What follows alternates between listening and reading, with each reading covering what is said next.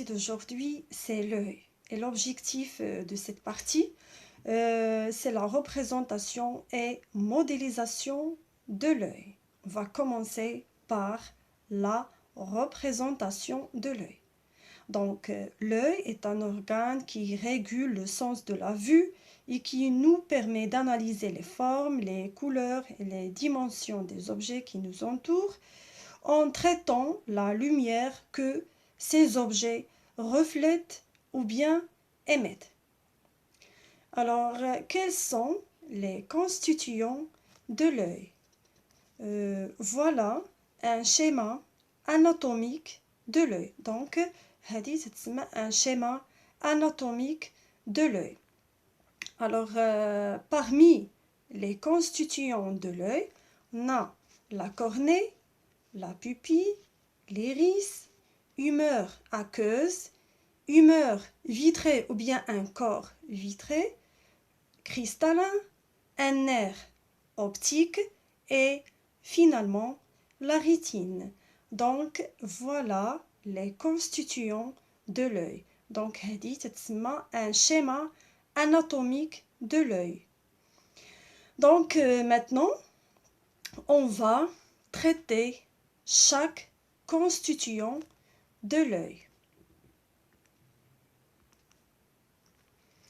Donc, on va commencer par la cornée. Alors, c'est quoi la cornée?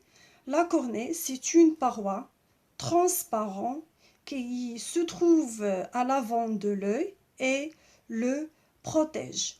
Alors, sa clarté provient de l'oxygène et des substances nutritives qu'il contient grâce aux larmes. Et la cornée, alors voilà un schéma anatomique de l'œil.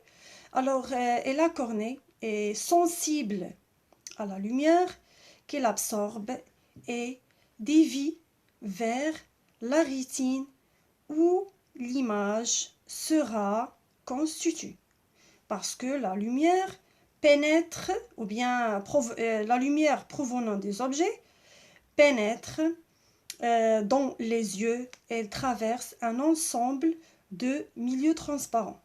Parmi les milieux transparents, on a la cornée. Donc la cornée est une première constituant de l'œil qui est transparent, qui laisse passer la lumière. Donc, la cornée parmi les constituants de la lentille convergente.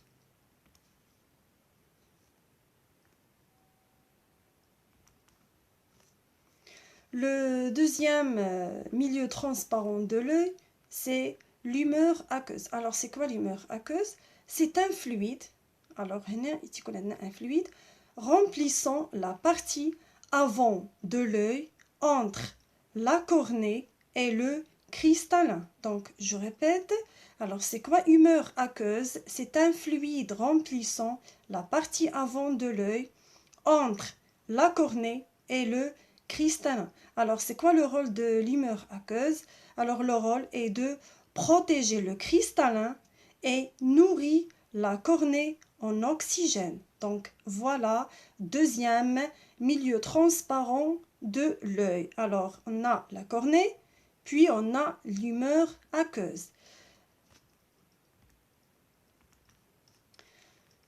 Donc, le troisième élément qui est transparent, comme la cornée et l'humeur aqueuse, c'est le cristallin.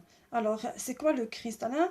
Alors, le cristallin concentre les rayons de lumière avant qu'ils atteignent la rétine. Et le cristallin a une forme biconvexe. Donc, c'est le troisième élément de la lentille convergente. Donc, je répète, le cristallin concentre les rayons de lumière avant qu'ils atteignent quoi? La rétine. Et le cristallin a une forme biconvexe. Alors, c'est une lentille convergente. Puis, on a l'humeur vitrée ou bien un corps vitré. Alors, formé de 95% d'eau, occupe le centre de l'œil et relie le cristallin à la rétine. Alors, je répète, l'humeur vitrée ou bien un corps vitré formé de 95% d'eau occupe le centre de l'œil et relie le cristallin à la rétine. Elle transmet les ondes lumineuses. Donc, elle transmet quoi? Les ondes lumineuses reçues par la pupille, la cornée, le cristallin, il va ou bien vers la rétine. Donc, je répète, c'est-à-dire quoi? Humeur vitrée ou bien un corps vitré, alors formé de 95% d'eau, occupe le centre de l'œil et relie le cristallin à la rétine. Elle transmet les ondes lumineuses reçues par la pupille, la cornée et le cristallin vers la rétine. Donc, en résumé, alors la cornée, l'humeur aqueuse, l'humeur vitrée ou bien un corps vitré, le cristallin servant de lentille convergente. Donc, je répète, la cornée, l'humeur aqueuse, l'humeur vitrée ou bien un corps vitré, le cristallin servant de lentille convergente. Maintenant, c'est quoi la rétine? Alors, l'image se forme sur la rétine. Donc, c'est quoi la rétine? C'est une membrane composée de photorécepteurs ou bien photosensibles qui transforment les signaux lumineux. Alors, voilà les signaux lumineux de l'objet en signaux comment? Électrochimiques. Donc, je répète, la rétine, c'est une membrane composée de photorécepteurs ou bien photosensibles qui transforment les signaux lumineux en signaux, comment il est? Ou bien comment ils sont? Ils sont des signaux électrochimiques. Alors, voilà un petit schéma sur les photosensibles.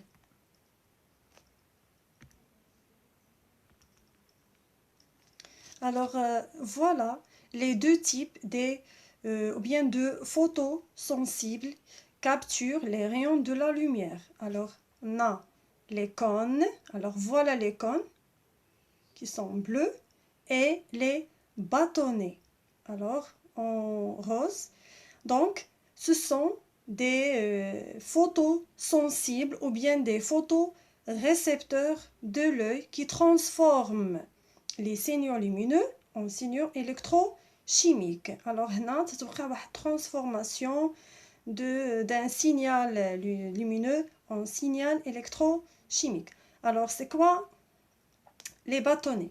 Alors, les bâtonnets, vous êtes à voir par faible lumière. Par exemple, la nuit, mais c'est عندنا واحد faible lumière. Alors, les bâtonnets هما اللي تيعاونونا باش نشوفوا les choses plus claires. Mais les cônes. Alors, c'est quoi les cônes? Les cônes vous permettent de voir les détails de l'objet et la couleur. Donc, je répète, les bâtonnets et les cônes sont deux types de photosensibles de l'œil qui transforment les signaux lumineux en signaux électrochimiques. Alors, les bâtonnets, vous êtes à voir par faible, vous aident à voir par faible lumière. Les cônes vous permettent de voir les détails de l'objet et la couleur. Donc, voilà les deux types photo ou bien de photosensibles de l'œil.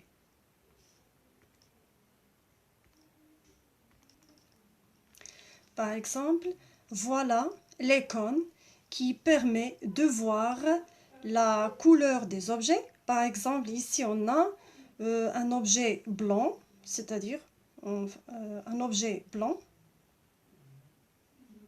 Alors voilà un objet blanc. Donc on a 7 couleurs, c'est-à-dire la superposition des 7 couleurs de l'arc-en-ciel donne une lumière blanche.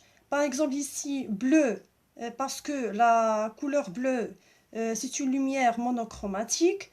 Par exemple ici on a toujours monochromatique, vert, monochromatique. Mais par exemple magenta c'est synthèse additive de deux couleurs principales qui donnent une lumière secondaire. Donc voilà les récepteurs ou bien les photorécepteurs qui capturent les rayons de la lumière, qui transforment les signaux lumineux en signaux électrochimiques. Maintenant, on passe à l'iris. Alors, voilà l'iris. Alors, l'iris est la partie colorée de l'œil parce que la quantité de mélanine contenue dans l'iris qui détermine la couleur des yeux et la pupille.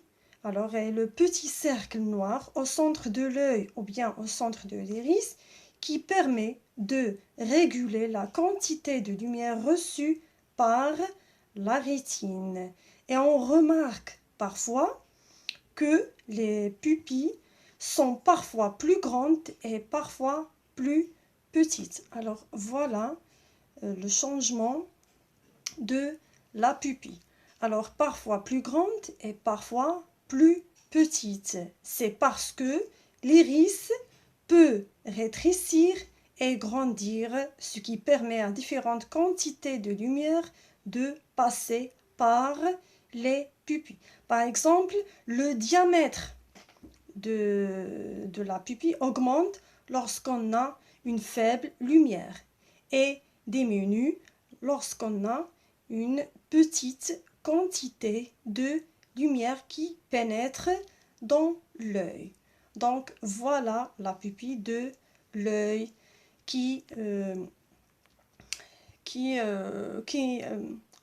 on dit qui permet de réguler la quantité de lumière reçue par la rétine. Alors, une fois que la lumière de l'objet rentre par la pupille, il va traverser le cristallin et arrive sur la rétine. Alors, la rétine, c'est une partie arrière de l'œil. Et cette rétine contient des capteurs photosensibles ou bien photorécepteurs, sont les cônes et les bâtonnets.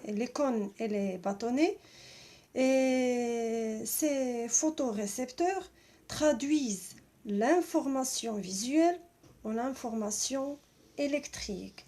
Alors, le nerf optique, alors voilà le nerf optique qui connecte l'œil au cerveau et qui va envoyer l'information reçue par la rétine jusqu'au cerveau et le cerveau interprète les signaux électriques en images.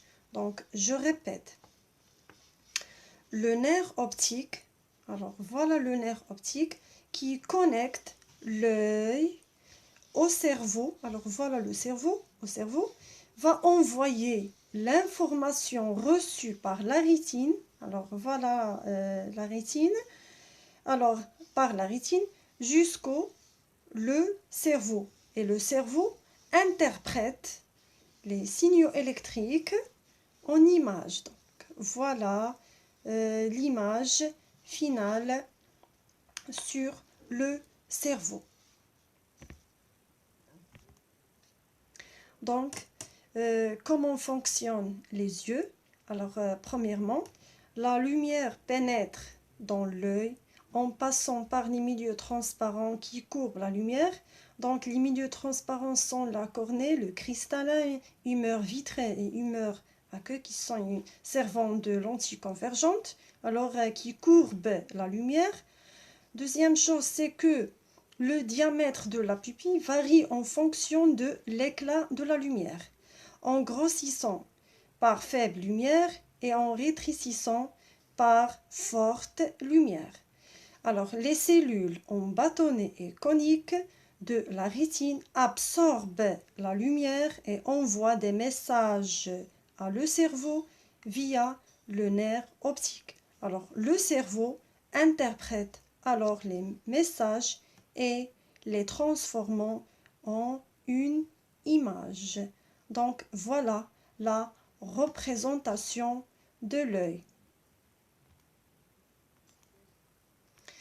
Et finalement, on passe à la modélisation de l'œil. Donc, pour comprendre la formation d'une image sur la rétine, une simplification de la structure de l'œil est nécessaire. Alors, c'est le modèle réduit de l'œil. Donc, voilà un modèle réduit de l'œil. Alors, il comprend un diaphragme. Alors, voilà un diaphragme modélisant l'iris coloré percé de la pupille. Donc, je répète, diaphragme modélisant l'iris coloré percé de la pupille. Alors, deuxième élément, c'est une lentille convergente. Alors, voilà une lentille convergente modélisant les milieux transparents, mais on prend en général le cristallin. Donc, je répète, une lentille convergente modélisant les milieux transparents, mais on prend en général le cristallin. Donc, le cristallin, c'est une lentille convergente. Et finalement, l'écran. Alors, l'écran modélisant la rétine. Donc, voilà le modèle réduit de l'œil. Voilà l'œil réel et l'œil réduit. Donc, هذا un schéma anatomique de l'œil et l'œil réduit, c'est-à-dire le modèle de l'œil réduit. À la prochaine, Inch'Allah.